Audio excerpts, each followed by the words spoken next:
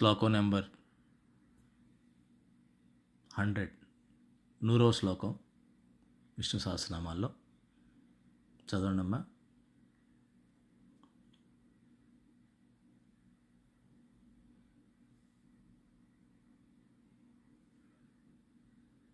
అనంతరూపోనంత శ్రీర్జితమన్యుర్భయాపహః చతురస్రో గభీరాత్మా విదిశో వ్యాదిశో దిశః. అనంతరూప, అనంతశ్రీ,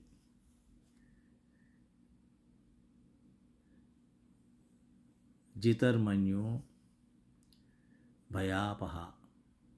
అనంతరూప, అనంతశ్రీ. ఇక్కడ రెండు రకాలుగా చెప్పవచ్చు అనంతరూప అన్నదాన్ని. అనంతమైనటువంటి రూపాలు గలవాడు, అలాగే అనంతుడు అనే పేరు గల ఆదిశేషుకి ఇంకో పేరు అనంతుడు.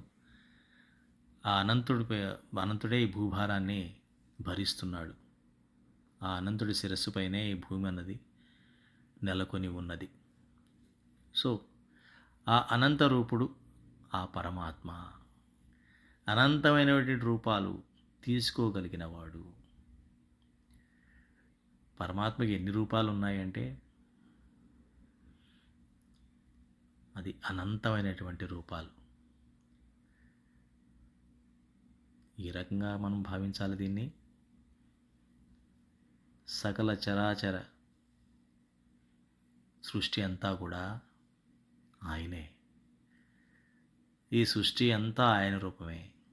సృష్టిలో ఉన్న చరాచర జీవ జంతు పక్షి క్రిమి కీటాదులన్నీ కూడా ఆయన రూపాలే. ఇవి కాకుండా ఆయన సందర్భానుసారంగా అవతారం తీసుకున్నటువంటి దివ్య అవతారాల రూపాలు కూడా ఆయనవే. కాబట్టి పరమాత్మ లేని చోటు కానీ లేని కాలం కానీ లేదు.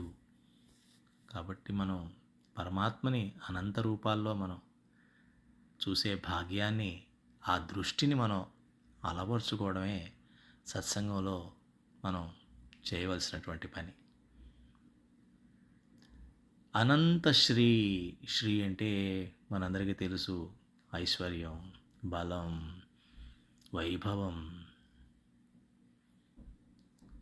అటువంటి బలం కానీ, వైభవం కానీ, సమర్థత కానీ, ఐశ్వర్యం కానీ అనంతంగా కలిగినవాడు.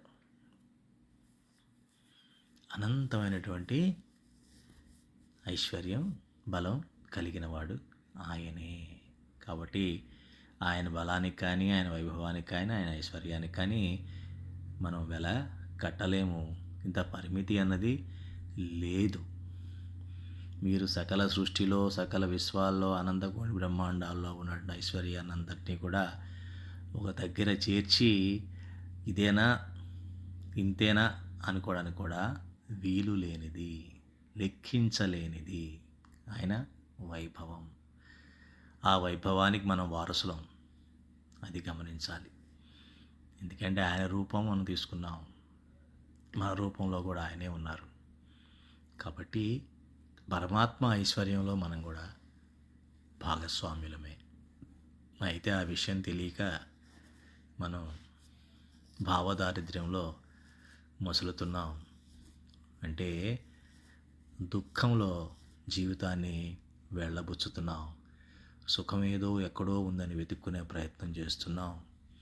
మనం ఆనంద స్వరూపులం, సచ్చిత్ ఆనంద స్వరూపులం అన్న విషయాన్ని మరుగున పెట్టేస్తోంది ఈ అజ్ఞానం. ఈ అజ్ఞానాన్ని అధిగమించడం కోసమే మనం ఈ విష్ణు సహస్రనామం యొక్క సహాయంతో ఈ పవిత్ర వైకుంఠ ఏకాదశి రోజు ఆయన యొక్క అనంతమైన గుణాలని, అనంతమైన రూపాలని, అనంతమైన మహిమల్ని మళ్ళీ మనం తలుచుకునేటువంటి భాగ్యం మనకు రావడం నిజంగా ఇది ఇప్పుడు ఎన్నో జన్మల్లో చేసుకున్నటువంటి పుణ్యమే కాదు, ఈ కొన్ని వేల అశ్వమేధ యాగాలతో సమానం అని కూడా మన శాస్త్రాలు చెప్తూ ఉన్నాయి. జితర్మన్యు అంటే తను కోపాన్ని జయించినవాడు. కోపాన్ని జయించినవాడు. ఈ కోపము అన్నది చాలా ఒక అగ్ని వంటిది. ఎటువంటి అగ్ని అంటే, ఎవరిలో అయితే ఆ అగ్ని, ఆ కోపం అనేది వస్తుందో అందులోనే వారు కాలిపోతారు. కాలిపోతారు అంటే వారి స్వభావాన్ని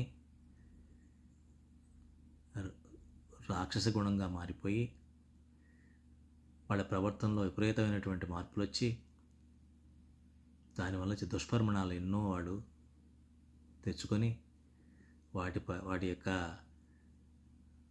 బాధని, దుఃఖాన్ని జీవితాంతం అనుభవించవలసిన పరిస్థితి ఈ కోపం అన్నది కల్పిస్తుంది. కోపాన్ని జయించాలి అని అంటే పరమాత్మ తత్వాన్ని అలవర్చుకొని పరమాత్మ గుణగణాలని జీర్ణించుకున్నట్లయితే అది సాధ్యం అవుతుంది. ఎందుకంటే ఎప్పుడైతే పరమాత్మని మనం తలుచుకుంటామో ఆయన వెన్నెల లాంటి ఆయన దివ్యత్వం మన మనసు పైన చల్లదనాన్ని కలగజేసి కోపం అన్నది రాకుండానే చేస్తుంది. ఒకవేళ క్షణిక కోపం వచ్చినా అది ఒక నిప్పురవ్వగా అట్లా మాయమైపోతుంది తప్ప ఒక అగ్నిగుండంగా మారి జీవితం అంతా కూడా ఒక రావణ కాష్టంలాగా మండించదు. దుఃఖము అన్నది దరి చేరదు. చిన్న విచారంతోనే అది పోతుంది. భయాపహ, భయాన్ని తొలగించేవాడు. భయాన్ని తొలగించగలిగేటువంటి శక్తి కేవలం పరమాత్మకి మాత్రమే ఉంది తప్ప ఇంకెవరికి లేదు. మనం భయం పోగొట్టుకోవాలంటే, నిర్భయులు కావాలంటే అభయహస్తం ఉన్నటువంటి పరమాత్మను మనం ఆశ్రయించాలి.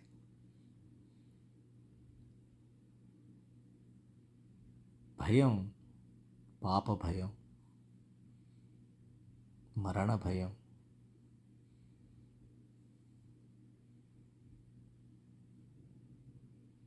ఇలా రకరకాల భయాలు మనిషిని చుట్టుకుంటూ ఉంటాయి, వెంటబడుతూ వెన్నాడుతూ ఉంటాయి. ఆ భయాలను అధిగమించాలంటే పరమాత్మని ఆశ్రయించినట్లయితే ఎటువంటి భయము లేకుండా జనన మరణాలు రెండూ కూడా సాఫీగా జరిగిపోతాయి. ఆ భయం దాటి, గుణాలు దాటి మనం పరమాత్మ ఆనందానికి పాత్రులవుతాం. గభీరాత్మ అంటే ఆయన యొక్క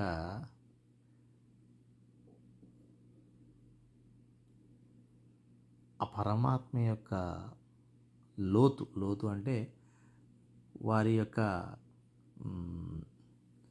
ఏ రకంగా చెప్పొచ్చు అంటే వారి పూర్తి మహిమ మనం ఎప్పుడు కూడా చేరుకోలేం.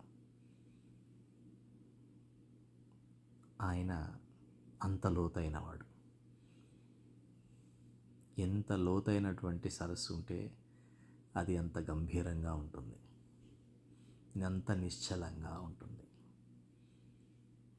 కాబట్టి ఆయన యొక్క వైభవం, ఆయన యొక్క మహిమ తెలుసుకోవడం ఎవరి వల్ల కాదు, అసాధ్యం. విదిష, తను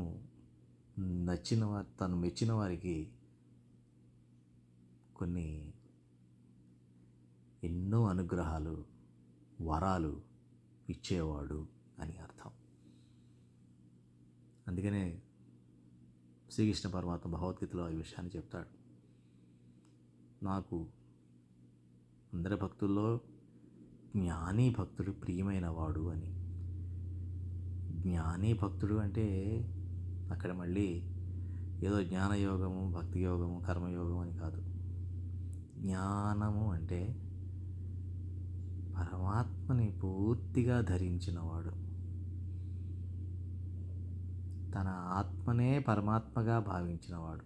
ఆత్మనే పరమాత్మ కాదు, ఆత్మలో పరమాత్మను మాత్రమే దర్శించేవాడు. అంటే నేను నా అనేటువంటి ఆత్మభావం తొలగి పరమాత్మ భావంతో పూర్తిగా కమ్ముకుపోయినవాడు.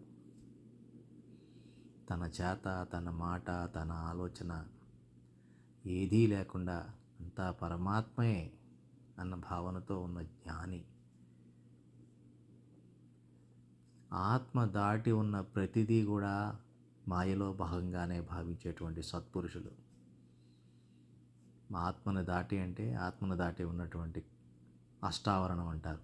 దాన్ని కప్పి ఉంచినటువంటి అష్టావరణాలు అంటే పంచభూతాలు, ఇంద్రియాలు, మనస్సు, చిత్తం, బుద్ధి, అహంకారాలు అటువంటి అంతఃకరణ, ఇవన్నీ ఆవరణాలు, కప్పేసి ఉన్నటువంటి ఆవరణాలు. అటువంటి ఆవరణాలు కప్పి ఉంచినప్పుడు మనకి భగవంతుడు మనలో నివసించలేడు. వాటిని అంతటినీ కూడా ఎప్పుడైతే మనం భగవంతుడికే అర్పిస్తామో, మనం భక్త ప్రహ్లాద విషయం తీసుకున్నట్లయితే ఆయనని మెడలో పాములు వేసినప్పుడు అవి పూలదండలుగా మారిపోయేవి. అదే రకంగా ఈ పంచేంద్రియాలు, పంచభూతాలు, ఈ మనస్సు అనేటువంటి అంతఃకరణ ఇవన్నీ కూడా ఇబ్బంది కలిగించేటువంటి ఇవని మనందరం అనుకుంటూ ఉంటాం, ఎవరైతే పరమాత్మకు దూరంగా ఉంటూ ఉంటారో. కానీ పరమాత్మకు దరిచేరినప్పుడు ఇవన్నీ కూడా పూలదండల్లా మారిపోతాయి. పరమాత్మ మీద ఉన్నటువంటి రుచిని గమనిస్తాయి, పరమాత్మ మీద మాత్రమే ఆసక్తిని చూపిస్తాయి. ఆ రకంగా ఎవరైతే ఉంటారో ఆ జ్ఞాని సత్పురుష భక్తులు పరమాత్మకి బహు ప్రియమైన వారు. వారి పట్ల అనంతమైనటువంటి కృపాదృష్టి ఇస్తూ ఉంటారు.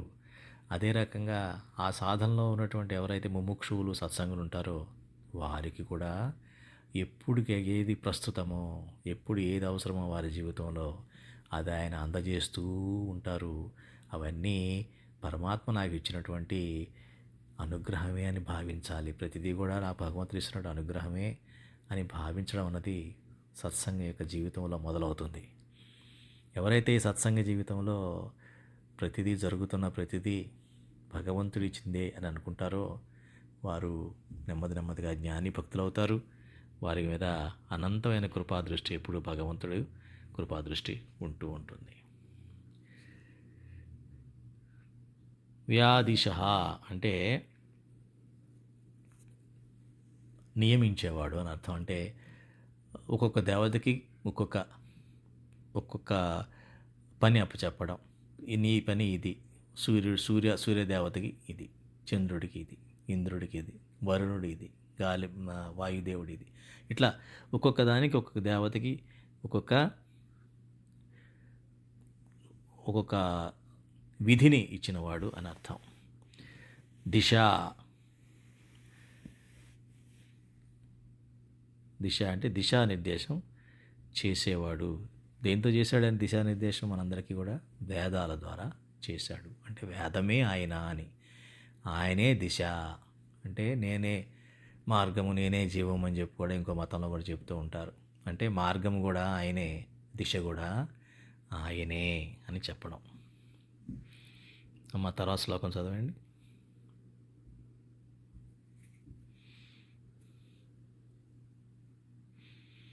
అనాదిర్భుర్భువో లక్ష్మీ సువీరో రుచిరాంగదః జననో జన్మాదిర్భీమో భీమపరాక్రమః.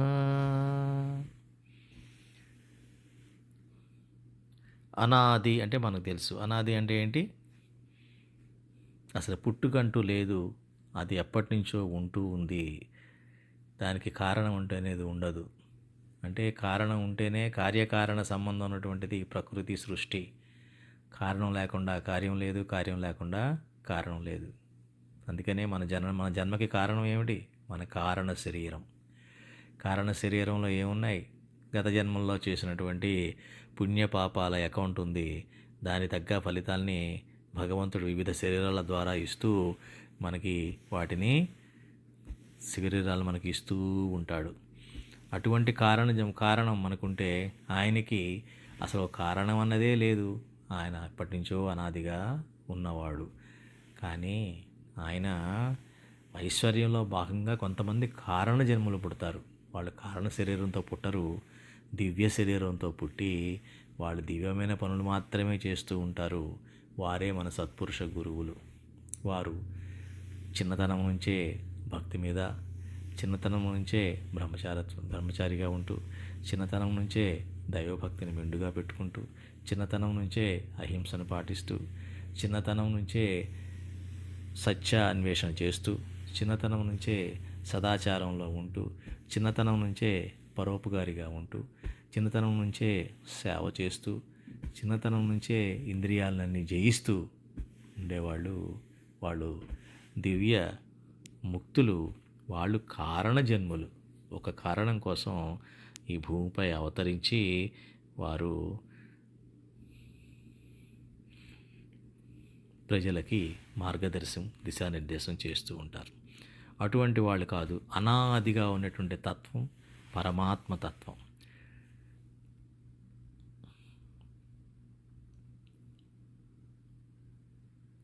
భూర్భువః అంటే ఎవరైతే ఈ భూమికి కారణమైన వాళ్ళు, ఈ భూమికి ఉన్న లక్ష్యాన్ని నిర్దేశించిన వాడు పరమాత్మ. లక్ష్మి అంటే ఈ భూమిలో సంబంధించినటువంటి ఏదైతే వైభవం ఉందో, ఈ భూమి నిండా ఏదైతే సంపద, వైభవం, ఐశ్వర్యం ఉందో అది ఆయనే.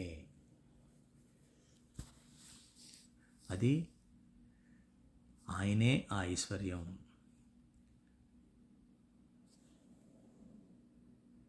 సువీర అంటే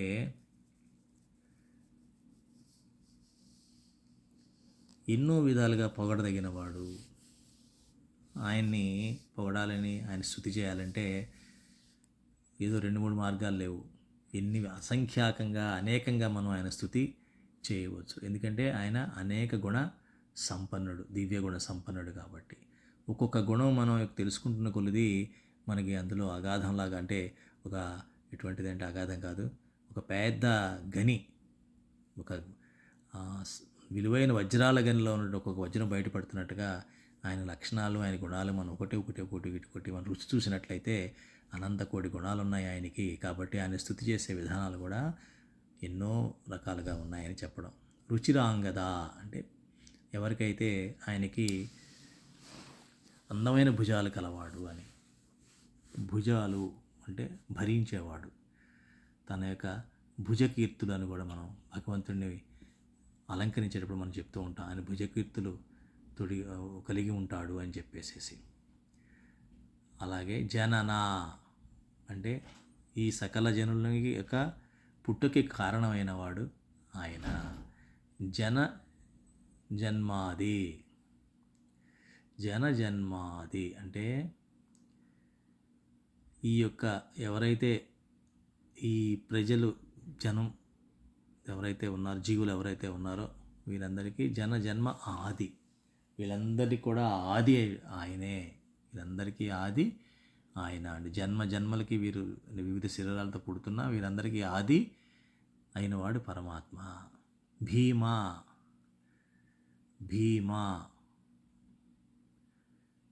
అంటే మనకి తెలుసు, భీముడు అంటే పరాక్రమవంతుడు అని. అదే భీమ అంటే చాలా పెద్ద బృహత్ ఆకారం కలవాడు అని. అంటే ఆ బృహత్ ఆకారంతో అందరూ కూడా భయపడతారు. సో ఆయన చూసి భయంతో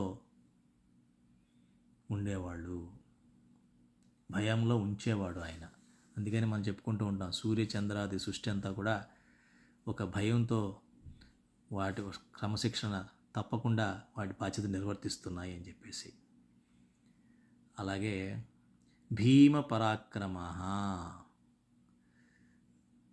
భీమ పరాక్రమ అంటే తన శత్రువులు ఎవరైతే ఉన్నారో వారిలో ఆయన భయాన్ని సృష్టిస్తూ ఉంటాడు. అందుకే చూడండి, కంసుడు కానీ కంసుడు శ్రీకృష్ణుడిని తలుచుకుంటూనే ఉండేవాడు. దేంతో? భయంతో. అంటే ఆయనకి భయాన్ని కలిగించిన వాడు పరమాత్మ.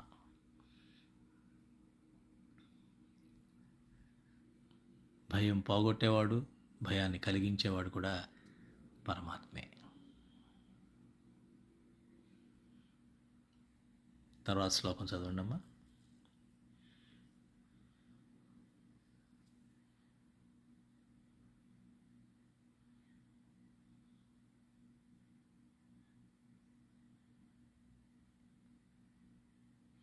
ఆధారనిలయో ధాత పుష్పహాసః ప్రజాగరః ఊర్ధ్వగः సత్పదాచారः ప్రాణదః ప్రణవః పణః. ఆధారనిలయో,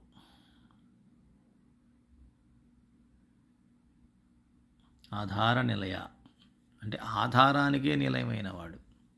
మనందరికీ ఆధారం భూమి అనుకుంటాం. ఈ భూమికే నిలయం ఆధారమైనటువంటి వాడు ఆయన. అలాగే ఈ పంచభూతాలకి నిలయమైనటువంటి వాడు ఆయన. మన ప్రాణాలకి మన దేని మీద ఆధారపడి ఉన్నాం? ప్రాణాల మీద ఆధారపడి ఉన్నాం. ఈ ప్రాణాలకి నిలయమైన వాడు ఆయన. ఆయనే దీని నిలయం. అలాగే అధాత, అధాత అంటే ఈ యొక్క ప్రళయ కాలంలో ఎక్కడికైతే ఇవన్నీ చేరుకుంటాయో, సకల సృష్టి కూడా ఎక్కడికైతే చేరుకుంటాయో ఆయనే పరమాత్మ. ఆయన్నే చేరుకుంటాయి ప్రళయకాలంలో, లయంలో. పుష్పహాస అంటే ఒక పుష్పం పుష్పించినట్లుగా మన యొక్క అనాది సృష్టి మొదలలో అందుకే కదా మన పద్మనాభుడు నుంచి కమలం వస్తుంది. ఆ సృష్టి ఆరంభం. దాన్నే ఇక్కడ ఆ రకంగా చెప్పడం జరిగింది. పుష్పహాస ప్రజాగర అంటే ఎప్పుడు కూడా మెలకుగా ఉండేవాడు. ఆయన ఎప్పుడు మెలకుగా ఉండేవాడు. ఎప్పుడు జాగ్రత్త అవస్థలో ఉండేవారు. చీకటి అన్నది వారి దరిదాపుల్లో ఉండదు. దీనికి మనం ప్రత్యక్ష నారాయణుడిగా భావించే సూర్యభగవానుడే మనకు ఒక ఉదాహరణ. ఆయన సూర్యభగవాను దగ్గర చీకటి అన్నది ఉండే అవకాశమే లేదు. ఎప్పుడూ వెలుగే ఉంటుంది, చీకటి అన్నది ఉండదు. మనం చూసే చీకటి ఈ భూభ్రమణం వల్ల జరుగుతున్న తప్ప సూర్యుడు అలాగే ఉంటాడు. సూర్యుడిలో చీకటి అన్నది ఎప్పుడు ఉండదు. ఆ రకంగా మనం అర్థం చేసుకోవచ్చు. ఊర్ధ్వగా అంటే ఊర్ధ్వ, అన్నిటికన్నా కూడా పైన ఉన్నవాడు. అన్నిటికన్నా కూడా పైన ఉన్నవాడు ఆయన మాత్రమే ఉన్నాడు. ఇంకా ఆయన పైన ఎవరు కూడా లేరు. సత్పదాచార, సత్పదాచార అంటే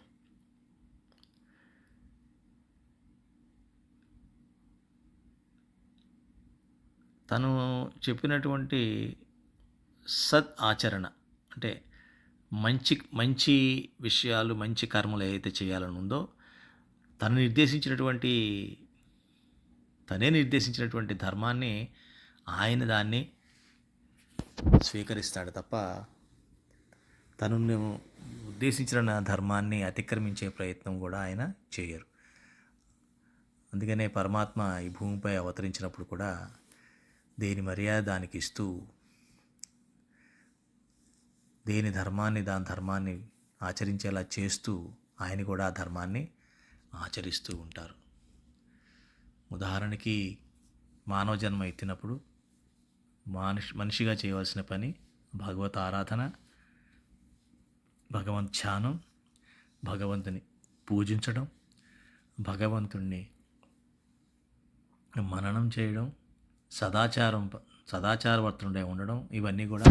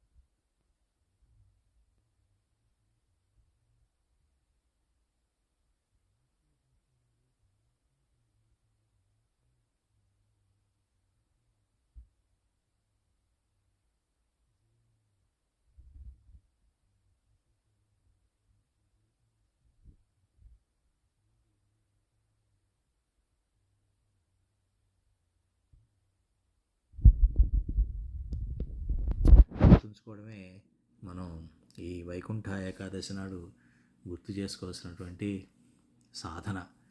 ఈ సాధనకి అనుకూలంగా ఉన్నటువంటి ఈ 3 శ్లోకాలని మరలా మననం చేసుకుంటూ మరలా మనం వచ్చే శుక్రవారం నాడు మిగతా శ్లోకాలతో మనం పూర్తి చేద్దాం. శుభం భూయాత్.